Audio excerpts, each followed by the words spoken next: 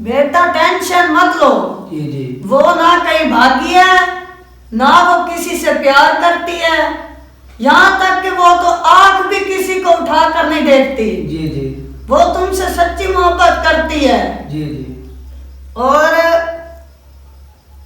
इस वक्त उसके घर के करीब कहीं टरपैन वगैरह या कोई खाला वगैरह है? जी जी है। वो उधर बैठकर इस वक्त कपड़े वॉश कर रही है, उस खाले पे बैठकर।